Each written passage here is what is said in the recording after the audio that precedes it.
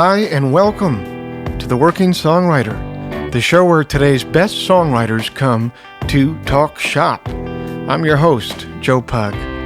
Each episode here, we host a distinguished guest, and we ask them to go deep on their inspiration, on their process, on the general ups and downs of making a life in music.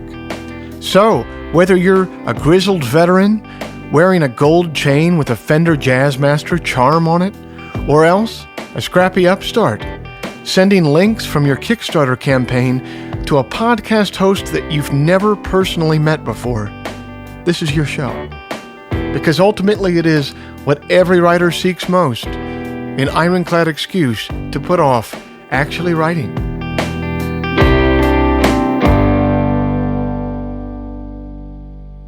Hey everybody, it's the last Friday of 2017, and I'm glad you're here. Thanks for joining us.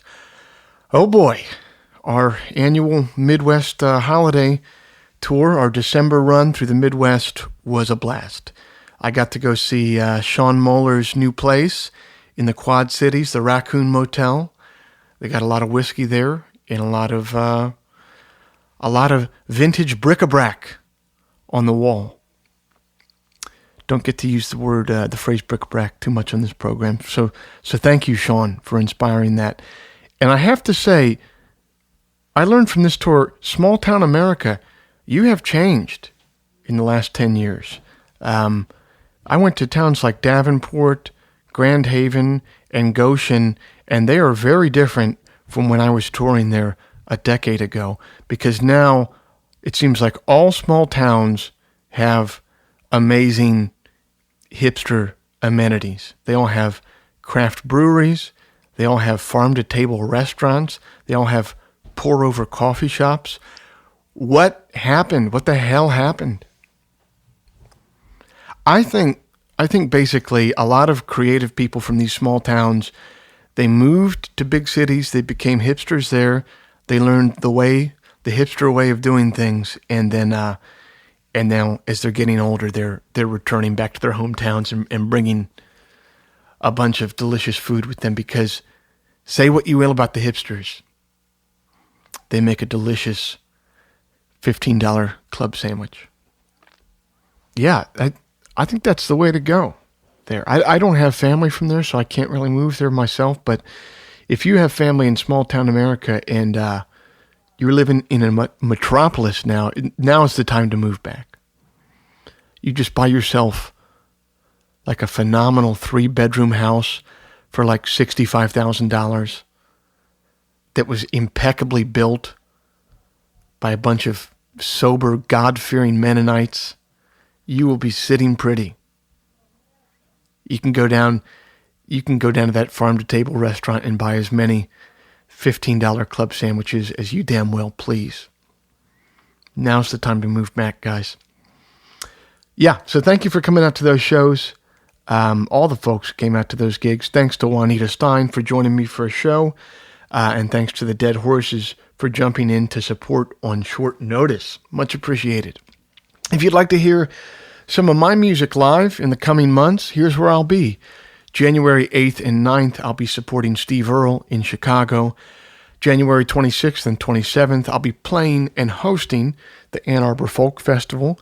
February 4th through the 10th, I'll be on a boat playing music and podcasting from the Cayamo Cruise. And we just announced these shows coming up here. February 12th, I'll be at Greg Johnson's Blue Door in Oklahoma City. And then the 13th, I'll be going to see LeBron James play the Oklahoma City Thunder. LeBron James tickets just a little bit more expensive than the old Pug tickets at the Blue Door. I'll tell you that. February 26th, I'll be supporting Steve Earle in New York. March 6th, I'll be in Cleveland at the Beachland Ballroom. March 7th in Pittsburgh. The 8th in Columbus. The 9th in Ann Arbor, the 10th in Toronto, and the 11th in Buffalo, New York. And I'm looking at adding a bunch of dates from the comments that you sent me in response to an Instagram post I put up. I got some really good ideas that you guys sent over on that thread that I'm following through on now. So thank you for those. If you're a listener to this show, but you've never heard any of my songs before, we should rectify that. It's my main gig, after all. A good place to do that is over at Spotify. Just search the words Intro to Joe Pug, and a playlist will come up with 10 songs from my catalog that give you a pretty good idea of what I'm all about. Finally, if you enjoy this podcast, if you'd like to help it remain a viable endeavor for me, here are 2 quick, painless, entirely free things that you can do to help out. First, you can rate the show from within your podcast app. You just open up the app, click the search button, type in the working songwriter, and then click on the reviews button to leave one of your own. The second thing that you can do, either from your smartphone or just analog in person, is share the show with a like-minded friend who you think might dig it. You have no idea how much that helps. There ain't no machine behind this. It's me in a basement on a computer. So you spreading the word about this is the entire apparatus around it, and it's working. The show continues to grow and continues to be not only an edifying process for me, but also like a very useful one. So thank you. Before we start today, I need to say a special thanks to Hannah and Shlomo over at City Winery in New York. They provided us with the space in their club in Manhattan to do this interview. And in general, they're just true allies of songwriters across the country, and they help us keep the lights on. So thank you, Hannah and Shlomo. Okay, that's it. That's all the harassment. I really hope you enjoyed this month's episode. Peace.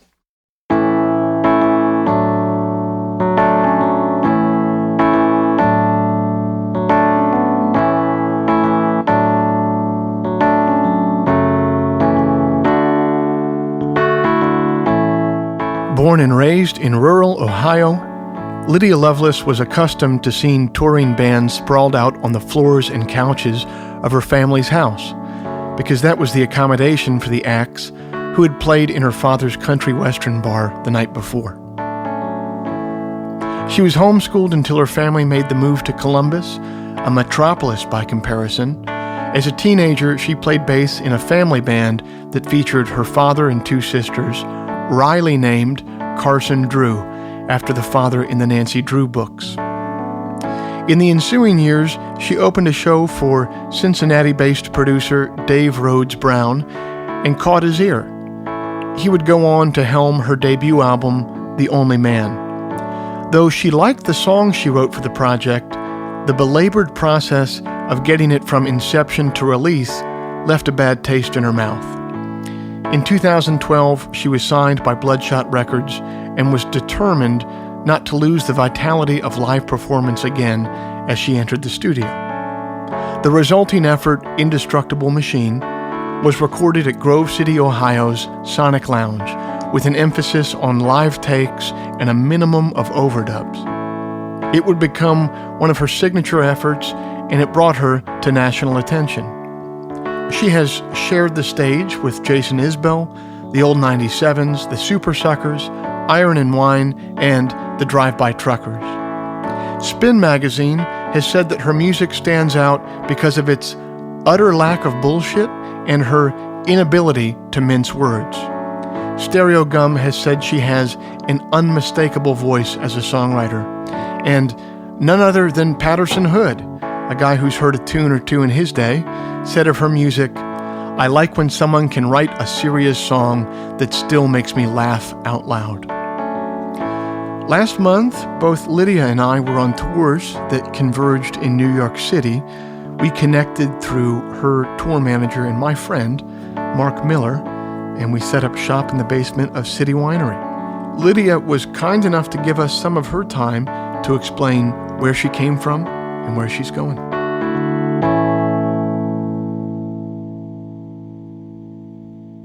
So, can you take me back to, and let me see if I can get this pronunciation right, Coshocton, Ohio? Is that anywhere close? Yeah, that's in like eastern Ohio. And yeah, that is how you pronounce it. Most people say it really wrong. But yeah. What are some favorite candidates of the wrong one? Khashoggi? There was an episode of this show called Ghostwriter. That was like a Canadian show about these kids that had this ghost that helped them solve mysteries and crimes, and they had to solve one day from Kosh something, Ohio, and I was like, that's where I'm from. We made the big pumped. time. Did you grow up in was your household musical growing up? Yeah, it was pretty musical off and on. My dad played drums in bands and kind of quit that when my oldest sibling was born, and then got back into it off and on. But everyone was always kind of playing some sort of instrument, and everybody sang because we were all church-going folk. So that there was lots of singing. Like straight up old hymns or some of that, like that newer Christian music? No, or? it was more old stuff when I was a kid. Okay. We went to like a pretty strict Presbyterian church, so they sang mostly like, the doxology and like, O come Emmanuel, or whatever. What is the doxology? The old creepy stuff. It's this one that's like, praise God from whom all blessings flow. And it was like every Sunday, that was like the first thing you sang, and I was like, oh God. Did you like any of them besides doxology? Yeah, I liked a few. I enjoyed it when I was a kid. Definitely there was, I guess this was more of the Catholic era of my family because we eventually converted to Catholicism. I got more into those hymns because they're more dark and creepy. And Latin? Yeah, there's a lot of that. It's very psalm-based. It was less chipper, I guess, is what I enjoyed about Catholic hymns. Yeah.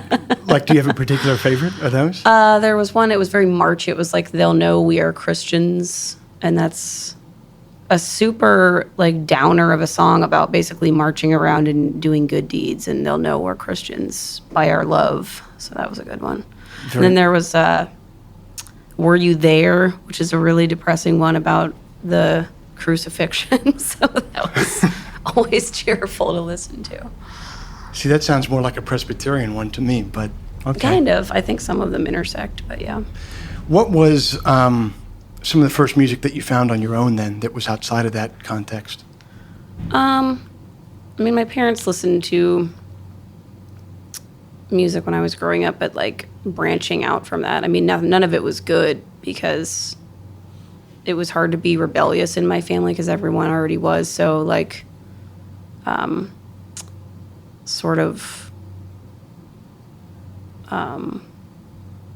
all about doing your own thing and freedom, and we were all homeschooled, so it wasn't like our parents were ever trying to like force us to be anything. So I guess when I started finding music on my own, it was like mainstream pop stuff that my parents thought was garbage, and that was an easy way to piss them off, to be rebellious, I guess. What were some of the tunes that pissed them off the worst? Definitely, I don't think In Sync was a big hit in the household, but I enjoyed it. And that was basically like just a really exciting time because it felt like it was something that as a young kid you could have that was your own, just like really cheesy, crappy stuff. And I'm sure people have always had that, but it just seemed to get particularly bad when I was a kid. Like the orchestration of boy bands and things like that. To a certain extent, though, like, is it crappy stuff? Because, all that stuff was written by Max Martin, so, like, there's structures and melody to it. There's good stuff in there. It's something I've been noticing lately. If I listen to, like, a lot of the pop songs that I listened to growing up, there's always, like, a weird flamenco guitar part in a lot of that stuff. So and sampled harmonica. So apparently that was a thing for a while. Where it was like, we're sitting in a cafe in Spain now. Like a vignette in the song? And it's in almost like every song from that era, and I was cracking up. Well, I can't speak to the production, but I think definitely production's always suspect in every age, though, in every... Yeah, it always has its little mark. But the songs can be there, and you go back and listen to some of those songs. Did you read, maybe you saw this like a couple months ago, there was a New Yorker profile on that guy, Max Martin, that songwriter? Yeah. It was a great piece. I just couldn't believe how many songs. He's written like everything. Everything. Yeah. And then his protégés after that are all over the place. It's a trip. Yeah. So maybe even if your parents hated it, you were getting something out of it. Yeah, still? I think it gave me a definite drive to structure good songs, I guess. Mm-hmm. Things that are packaged well, and just especially like keeping things short and sweet and not really droning on and on, because pop music is meant to be consumed quickly. Yeah, So, concise. yeah. Definitely. And within parameters. Yeah. You moved from Coshocton to Columbus. How was living in Columbus different for you as a person socially and creatively than your hometown was? I mean, it was just different because you could meet people who were interested in things.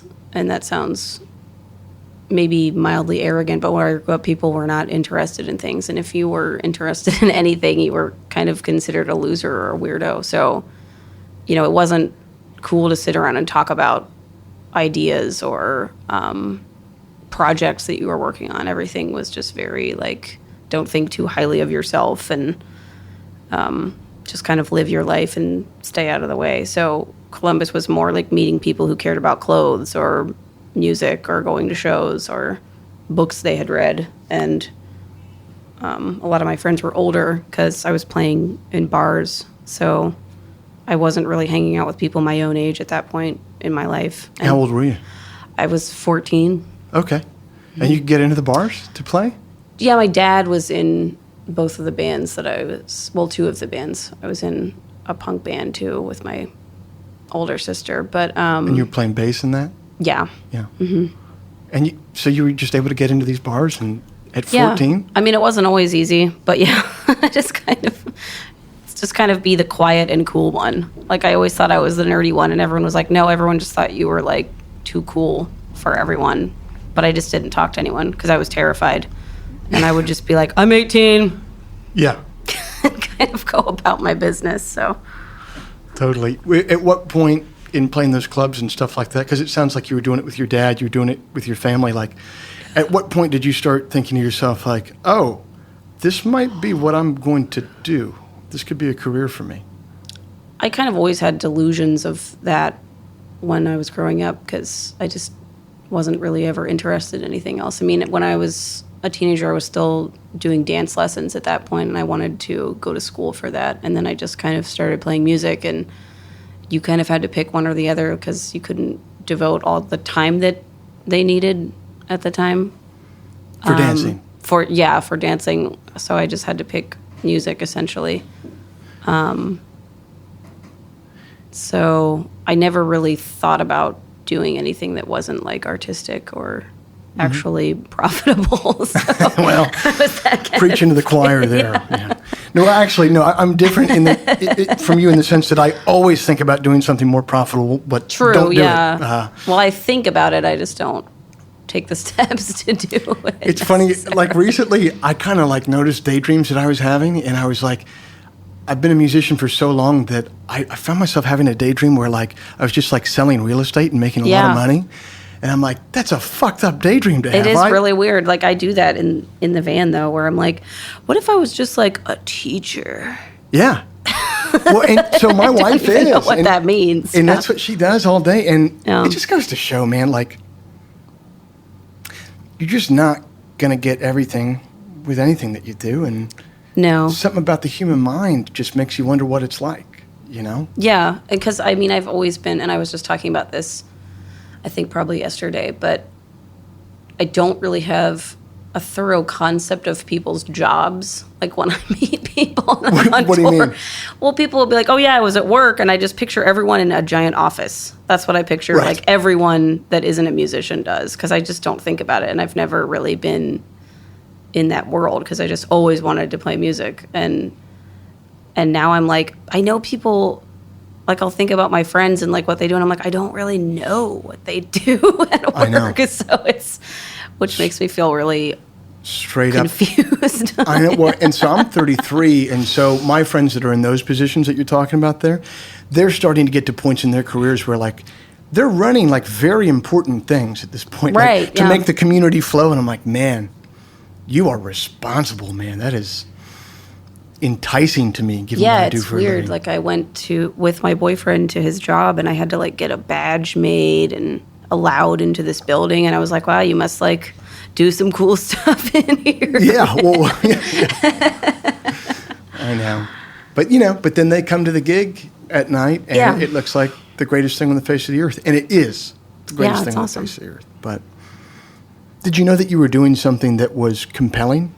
Did you notice it? I mean, I kind of always thought I was super awesome when I was younger, so it was pretty compelling. But yeah, no, I just knew that I felt good about it finally, because when I was younger, basically from the time I was like 8 and saw, Britney Spears dancing and singing, I was like, I want to do some version of that. And I didn't really know until I was like 16 how to write songs. I would just imagine one day I'll just have a great idea and it will be super awesome. And that's when I started writing songs. And I know 90% of them were not great, but I felt good about it. And I felt like I had some concept of who I was at that point. So I felt a lot better about it at that point. I'd say 90%. 10% of them being usable is a pretty good batting average, actually. Yeah, when you're I'll take that. I remember the first time I ever sat down to write a song. I'd never tried it before, so I was like, well, how hard could it this will be fine. How hard can it be? And then staring at a blank page, literally, remember, I can see it in my mind right now, like staring down at a blank page for the first time and just being like, oh, Jesus Christ. Where's this going to come from right now? I remember, I've been thinking about that lately, is how the difference between when you're young and you're just like, I'm just going to do this thing, how hard could it be? And then now where I'm like, well, I know how hard it is, so I'm terrified all the time. Yeah. So. Do you think, because I find myself having that same thought, and I'm like, okay, so is like most of my job now to just put myself in a place where I can get back into that frame of mind, and then the rest of it takes care of itself? Yeah, and it sucks because I don't want to think that way all the time. Right. Well, you can't live as an adult but and do that. But I can't rest my brain, Yeah. which is basically what your brain needs, is rest and probably to be nurtured, whereas I'm just always trying to like cram in, this will be great for later on when I'm writing. So you always kind of have like a book around for scraps and stuff like that? And it doesn't necessarily always end up being usable, but I'm kind of always, which is not to say like every interpersonal thing that ever happens to me, I'm like, oh, this will be great songwriting fodder, but it's kind of just always in the back of my mind because I'm never really off work. When you're like a songwriter, you just kind of feel like you're always... I wish that I felt like I was always paying attention.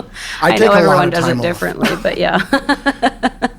You saying that makes... I've heard of stand-up comedians having a mindset like that, of just like constantly having a level of awareness about them. That makes sense.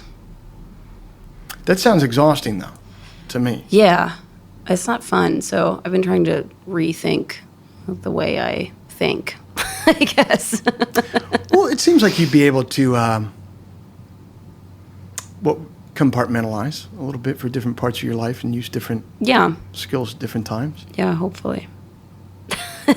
You're screwed. You're fine.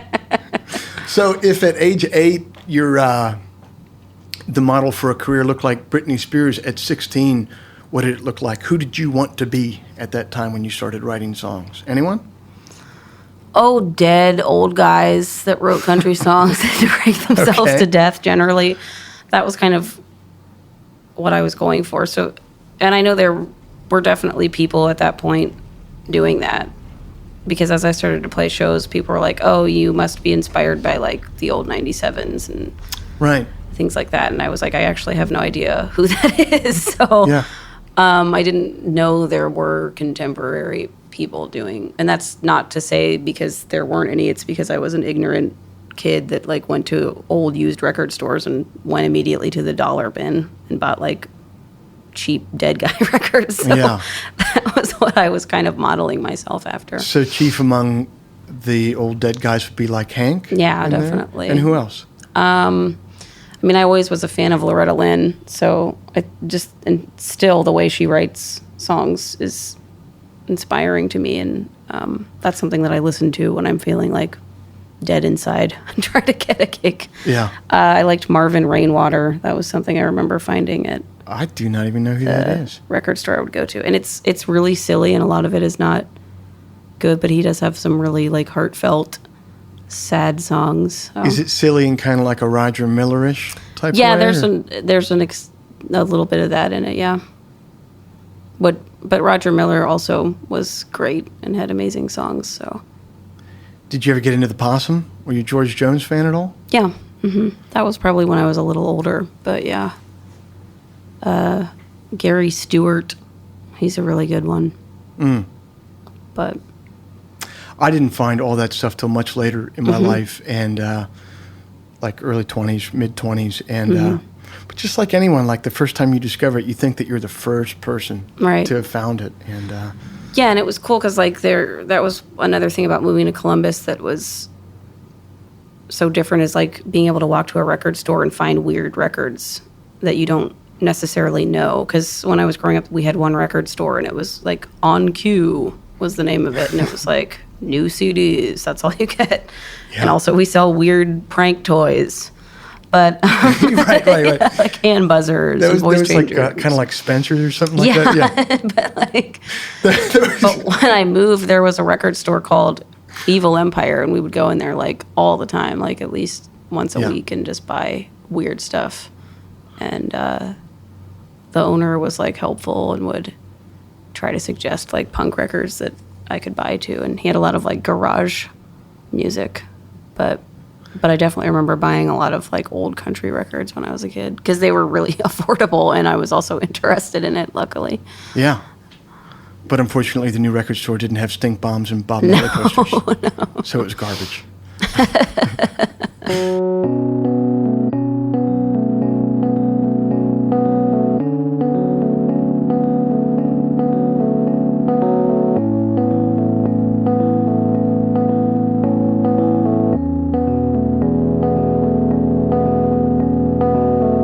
If you're going to write songs, you're going to need a few things. Lydia just mentioned one. You need a record shop like Evil Empire, the one she just described in Columbus, where the proprietor works the counter and doles out breadcrumbs to lead your journey.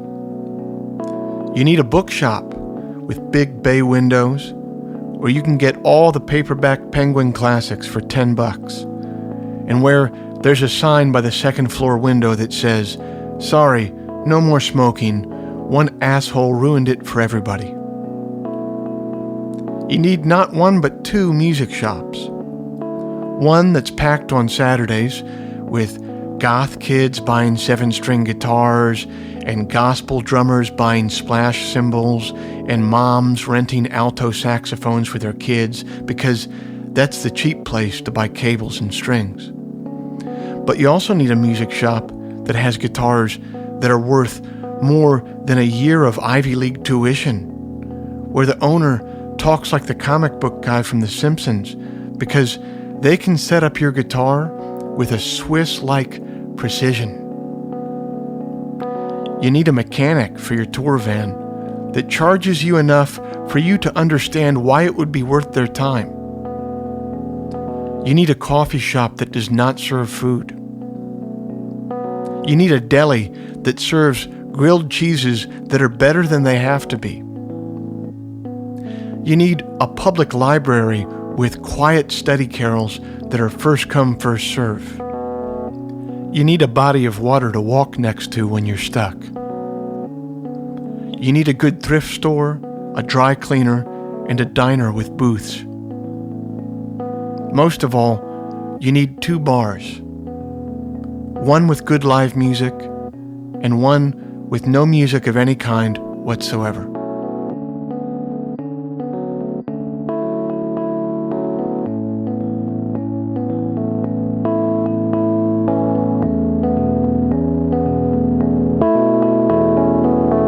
Can you talk a little bit about how your first record under your name came about?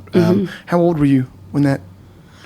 When I started working on that, I think I was like 16 or 17, and I didn't really, I had no money, and I was just kind of playing shows. Yeah, this is The Only Man, and I just remember being really I mean, it was a weird time in my life, which I think anyone's teenage years are, but like my family had moved and things weren't super awesome at that time in my life without going into dreary details. But Sure. So music was like kind of my only distraction from that. And I was just writing songs at that point and taping them on like an old tape recorder that my sister had. Like an overdub type deal, or just one shot? Just like like the Walmart tape recorder, that kind of thing. And I would just play and sing, and that's kind of how I was writing songs. And there was one guy in Columbus that I started recording with who was just like a really crazy, like hot mess of a person, but we could record there for really cheap. Mm-hmm. And so that's when I started having like my first demos. And I played in Cincinnati with this band called 500 Miles to Memphis, and they had a pedal steel player that was like, I would like to produce your first like actual record. Oh, right on. And I gave him those demos that I had, and we kind of started working on that. And it was like a really long process because I was living like an hour and a half away and didn't have a car or anything. So it was like whenever I could get there in bits and pieces. So it took quite a long time, but that's Were you writing in the studio at that time, or did you have it all written? I think I pretty much just had everything written at that point because, you know, your first record is kind of just like scraps of whatever you have generally. But think about how different that process was for you then than it is for people getting their start now. Like being able to record yourself is so ubiquitous now and record yourself well. But I mean, when you're starting out, it was literally like, who has an apparatus that can do this for me? Yeah, just like figuring out where you were going to do that. Yeah. Because now it's like you get a phone and it's like GarageBand. And that's not the most amazing thing in the world, but it's definitely... There's no way I was going to buy the Walmart tape recorder and like send tapes out to people. So it's like... Well, yeah, totally. And then what you can do with a MacBook off the shelf these days, insane. I mean, it's probably more shit than the Beatles had to record with. Like, it's... so it's just such a trip to think about, like... Because I know that phase that you're talking about where you're like, I have these songs. Yeah. I want to do something with them. I don't have any money. Yeah. How do I get from the point where, you know, I have money and people can hear these? And I think the new generation just won't have that story as much. You know what I mean? Yeah, and I don't know if that's, I mean, good or bad or whatever it means, but I just know it's so entirely different now. So I got us way out into the weeds. So you're saying it was a pretty long process then, kind of commuting out to do... yeah, I mean, it ended up not coming out until I was 19 or 20. So a 2 or 3 year process. Yeah, it was quite some time between starting it and then putting it out. And by then I was working on my second batch of songs, which I still don't know if I was considering that a record, you know, because I was a kind of an asshole teenager. I shouldn't even say kind of, because I was a huge asshole teenager, but I didn't want to do anything right, and I didn't want to listen to what anyone said. So I was just pissed off all the time, and like I was writing a record, but at the time I was probably like, it's just going to be whatever. I don't even care. So, but by that time I was already like moving forward in my songwriting process, and I wasn't super pumped with how I sounded on the record. I didn't feel like it was representative of me because I was such a hot mess, and the record is very clean. And so what were some adjustments you made going forward to get to the sound that you wanted? I mean, I was kind of stumbling around trying to put bands together, and it took me like a while to find Todd, who I met through my manager at the time. They were friends, and he told me that I should go to Todd's house and try to write some songs with him, and that was a terrifying concept to me because I had never done that. Writing with somebody else. Yeah, and I was like, oh God, do I really want to do this? But I'm glad I did, because that was the first time I had met someone that I felt like actually got what I was trying to do, and wasn't just like kind of noodling over my songs and slamming around on a B-bender or whatever. So that was exciting to me.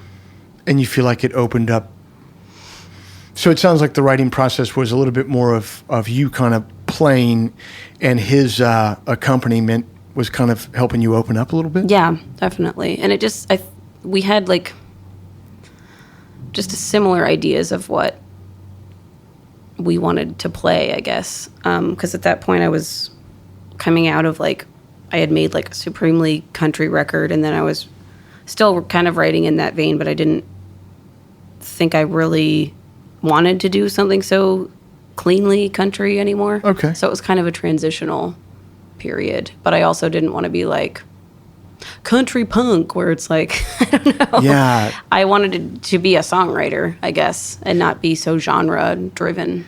It's so funny you'd say that, because that country punk thing can get pretty cartoonish pretty quick. You know what I mean? I guess that's why people call it cow punk. I don't even, and I'm like, oh God, that immediately makes the hair on the back of my neck stand up. But it's interesting to me that, but it's so young an age though. You knew that, because maybe you would have been able to get some short-term gains a lot quicker if you'd kind of gone around. Like yeah, that. definitely. I mean, yeah, I think people really enjoy accessible stuff like that, and not to say that what I'm doing now isn't necessarily accessible, but it's just different to pin down, I guess. Well, that's something that like slots into a scene in the same way that, if you play, if you're a ska band and you come to town, there's going to be 100 people in that town. There will be ska people there to see you, yeah. Yes, yeah. If you play in a punk band, punks will go see you. Yeah, and I guess just being a singer-songwriter is a little bit harder to get people to give a shit about sometimes. It's really hard. Yeah. And especially like playing under a proper name is really, and I'm like that when people bring shit to me and they're like, listen to my friend, first name, last name. And I'm like, fuck, I don't want to listen to this right now. Right. I'm serious, man. But then, what it always takes is that one song from that person to touch you. Like, I hated Elliott Smith. I heard the right song. Elliott Smith is now one of my favorite. Right. Because, and there was something about the name at first, Elliott Smith. I don't care, man. But it takes that one song. So yeah, I think it just probably takes a little bit longer to build. I guess because there's just so many people in the world, and you're like, well, this one person with first name, last name. It's like, what are they going to do that's going to be exciting to me? But I know when I do that, I'm being an asshole, because I would expect people to want to listen to me. So I don't know. Well, I think people are assholes for wanting you to listen to terrible music. But There's that too. Did you did you tour off that first record, or did you hook up with Bloodshot for your second and then start touring? Yeah, that was kind of the second record. I mean, I was doing small tours. I had toured very lightly with my band that I was in with my sisters, and we did like very short runs, and we were touring a lot with this pop band called Femme Fatality, and that's kind of how I started getting smaller tours, because my friend Brad in that band was so diligent about like booking his own shows like all over the country. He did everything himself, so I basically like leached off of him to get shows, because he was also in like a folk project, and we started touring together. So I had done like a few light things, but nothing really intense. I didn't go on my first like nationwide tour until I think I was like 20. What do you remember about that the most? A lot of really hot sleeping in the van nights. Oh, man. That's the biggest memory from that tour, because me and Ben, my bass player husband, bought a van at that time, and we were just kind of like driving and as long as we could, and then sleeping in the van, and then just driving. The two of you, or a full band? It was just the two of us at that point. Okay, well, that's not as bad. No. I was picturing 6 people. No, I mean, we definitely did that a couple times too, which is sad and regrettable. When we were doing like the really long tour, no, that was just me and Ben. Yeah. So just driving to, were you opening at that point, or was it a small headliner? Or? That was like headlining stuff. So just kind of driving around and playing with whoever was on the bill that night. And a lot of that was weird. I do remember the first night of that tour was in like Iowa, and we played with this sort of like burlesque band. Lots of like polka music and weird mustaches and dancing. And I was just like, if this is what this life is going to be like, I'm going to have to make some adjustments. But yeah. Like, oh no, am I in the cowpunk circuit? Is this cowpunk or is this hell? Yeah. Do you remember a particular like high point on that tour? A moment where you were like, damn, I'm on the road. I'm out in America. I'm playing music. I'm doing it. I remember a lot of those moments because I had never been anywhere. Like when I was a kid, I went on vacation to Florida, and that was kind of it. So once I remember the coolest moment for me was just getting to California because I didn't really think I would ever go there. Yeah. And I wasn't someone who really planned anything, and I still am not. And I also have a really bad memory of that time because I was kind of just stumbling around and probably drinking heavily. Like, yeah. I never had like a vision of anything except what I wanted to do for a job, but I didn't know how I was going to attain that, or like I never pictured like going on tour and driving to California and being there and like actually experiencing that. I was just like, I'm going to be famous and write songs. And that will just be whatever it is. So it was cool to actually realize that I was participating in something and building something. So.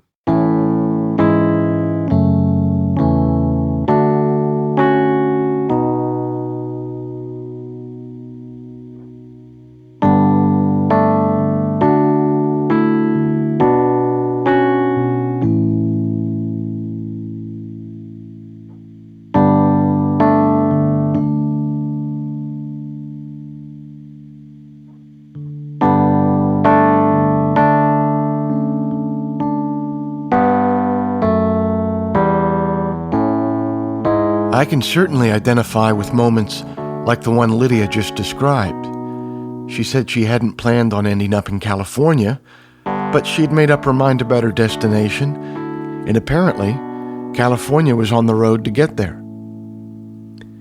I can remember sitting on the terrace of a hotel in the Swiss Alps. It looked like it had been designed by Wes Anderson, and thinking to myself, I have been transported here on the wings of a song. Deciding on the destination that best suits you is no small task, though. It only happens after years of painting a dream in your mind, after years of trying on different masks, after years of scouring the night sky for the right star to wish upon. And then, when it reveals itself, you have to forego all other possible paths. I think the idea of that moment is given perfect voice in Jane Hirshfield's poem, The Decision.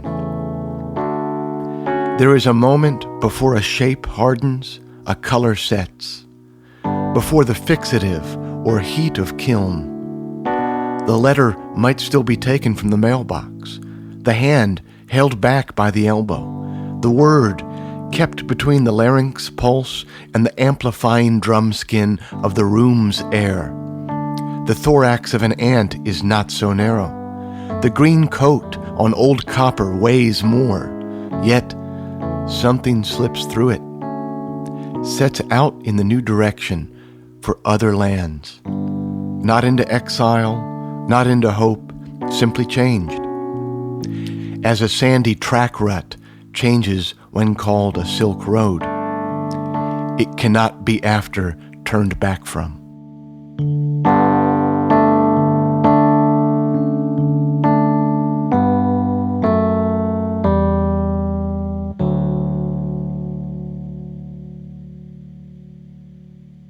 If you have a day set aside to write, do you have days set aside to write, or are you kind of always in? No, I just kind of.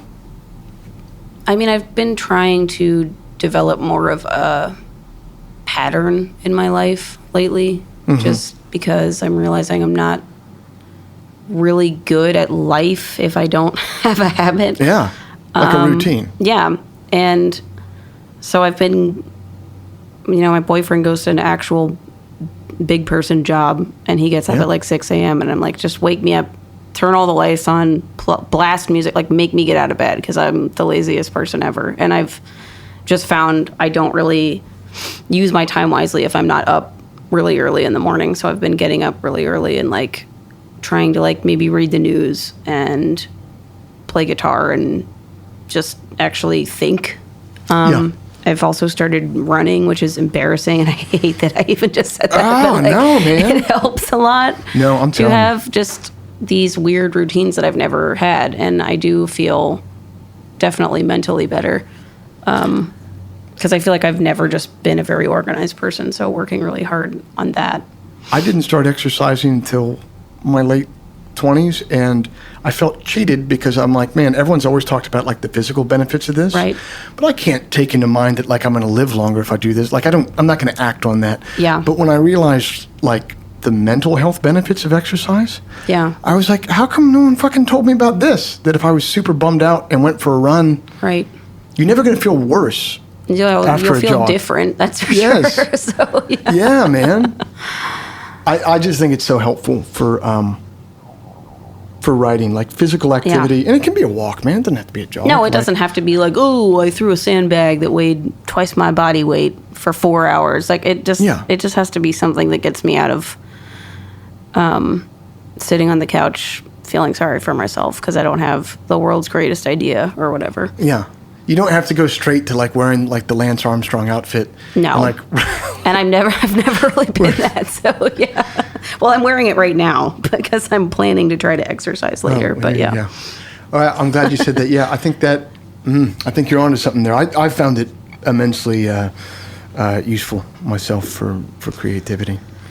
Yeah, it's really just about trying to be, I guess, happier. I mean, I've spent like so much of my life being depressed and angry, and it's not like it's always the most creatively encouraging thing to be. So maybe just doing something different. Well, rich with material, but crippling when it comes to your facility and ability to and actually do it. having to remember things and finish things. And because I think a lot of the time if I'm really depressed, I start like compounding a bunch of material that never really goes anywhere, or compiling, I should say. And then when I look back on it later, when I'm feeling better, I'm like, wow, this is all stuff that I can't even relate to now, but there's a shitload of it. Right. Probably should have done something with it at that time. So yeah. So you're like, do I go back into the dark place to finish it, or do I really want to crawl into this fucking crawl space of hell? Yeah. But yeah, so trying to get like a little bit done every day. Which isn't to say that I get up, run 6 miles, and write for 4 hours. But I get up, run 30 minutes, and try to write for an hour. And that's because I'm such a lyrically driven songwriter. It's really important for me to write every day, at least like something. So yeah, I'm glad you said an hour, because I always had it in my mind when I was younger that like, if you're going to do this, you got to write for 7-8 hours a day. And it's just like, for me, there's diminishing returns. If I'm really keyed in and I'm really writing, there's diminishing returns after about an hour and a half. Yeah. Like, maybe I'll get something after an hour and a half, but very unlikely after an hour and a half of really concentrating that I'm going to get anything else. Right. I'm trying to think of a scenario where that wasn't the case. I mean, for me, that's only if something falls into my lap can I sit there and focus on it for like a long time. But I can't try to conjure something for a really long period of time. But there you go. But if something's fallen in your lap, the work left to you at that point is equivalent. It's like the same part of your brain that you use to finish like a crossword puzzle. You know what I mean? Rather than the part that is just like really, I don't know, going into your reptile brain and bringing some like weird archetypes and imagery out. Like, that's a really exhausting place to be. You know, I heard you're a fan of the IBM Selectric typewriter. I do have one of those. Most of your time writing on that, or? I like to. It's not always. I do mostly handwriting lately, because I have to use my brain a little more. But when I'm at home, definitely, it's fun. It's loud, and it's like I just kind of get inspired by the like clanking, and it hums really loud, and it's quick. So if I have a lot in my head, it's quicker to use that than like sitting down and then I've forgotten everything by the time I get a hand cramp. So it's like, it's just better. And I never like to write on a computer. So like making phone notes is okay, but it's not really how I want to live my life. So I'm the asshole with a typewriter. Why is it that writing on a computer is so untenable? Just because there's like 80 billion things on it that can distract you. And it just feels, I don't know. I'm probably just pretentious, but I just always, because a lot of the people that inspire me are writers, not songwriters, and I just always pictured them like sitting at typewriters. But that's because I was reading books in the 90s about, you can be a writer too. Stephen King writes on a typewriter. Like, he doesn't have to anymore. I'm sure he uses a computer now, but like, at the time it seemed really cool. So. But if I had any other creative job, if I was a screenwriter, or if I was even a novelist, like, I would totally write on a computer. All the time. But something about like sitting in a coffee shop with a fucking MacBook trying to write a song is so distasteful. Yeah, just awful, yeah. But yeah, definitely mostly handwriting for that. And I do take buttloads of phone notes that I then forget to go through. And I'm like, oh, that's actually pretty cool. Like voice memo stuff too? Or? Yeah, I do that. There's lots of whistling, which is really embarrassing. But I've realized if I'm going to get anything done, I have to not forget things. So that's important. So whistling it is. It's important. Where are you as a writer? If you have like a song that's just being really stubborn on you, do you just like push on through there and just get it done at all costs, or do you just walk away until it's ready to come to you? It really depends. I've had songs where that's been beneficial to them and songs where it hasn't. So, and it depends on what the problem is. If the problem is lyrics, then I usually do walk away from it for a while because I don't want to write the cat sat on the mat because I'm desperate and angry. If it's musical, I usually just make my band do it. Okay, there you this go. arrangement sucks. What am I fucking paying you for anyway, man? Jesus. But always if it's lyrical, I think it's better to just walk away and work on something else because it's not really going to get you anywhere to just try to force something. For me, personally. I don't know how that is for everybody, but... Have you found new workflows in the studio since your first one that you use to kind of get a more accurate picture of who... of the persona and the person that you see? You mean in general, like with my records? Yeah, like what are some practical things that you've done to get closer to the bone on that? God, I wish I could say I had some sort of idea about that. Generally, it's just having a good band that understands what you want to do. Because my first record was made entirely with people I didn't know. Yeah. So I couldn't really tell them what I wanted. And I also didn't feel like my opinion really mattered on that record. And then a lot of it is just learning who I am. Like I don't necessarily want to be like cowpunk, cowboy boot lady that cusses a lot. So it's just more about being more relaxed in who I am as a person and try to capture that instead of capture something, if that makes any sense. It does. Well, looking back at like the last about 10 years and what you've done musically and what you're doing now, what are you most grateful for?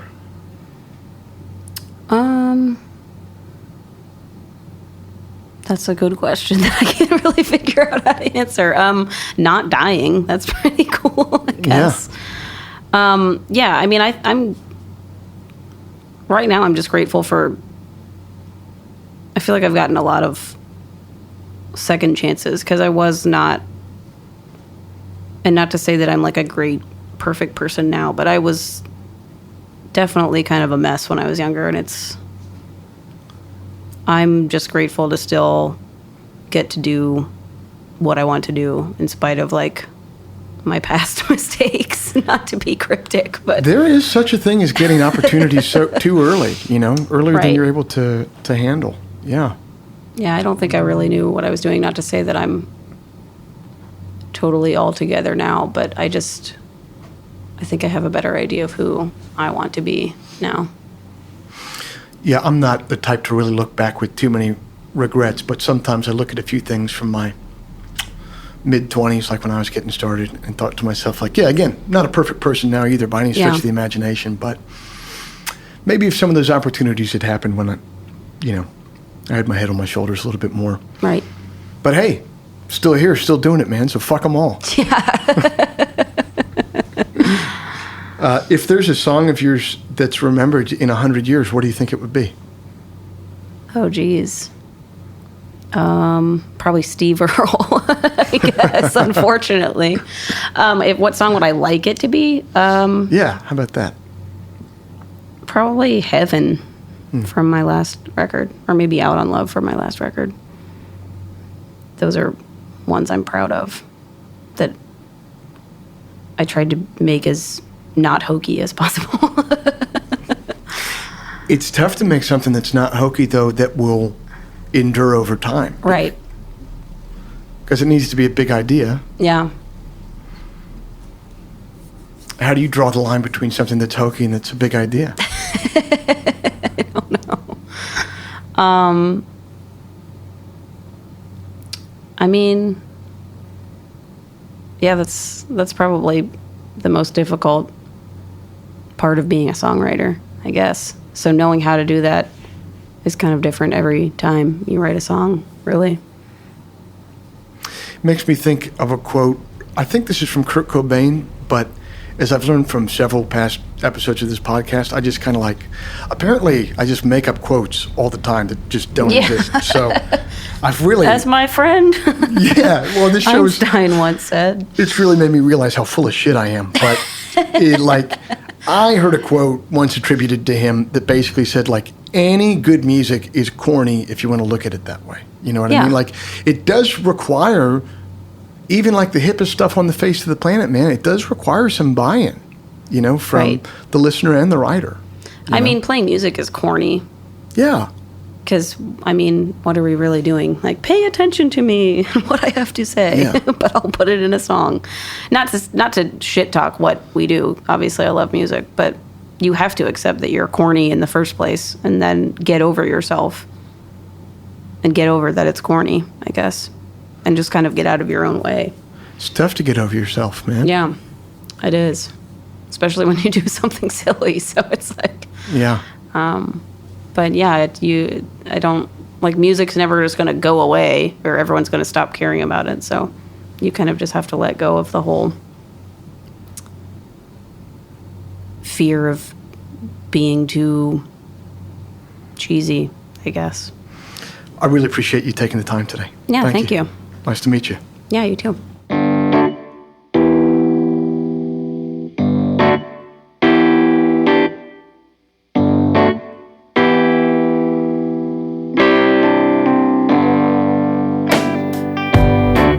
That's our show for this month. Thanks for listening.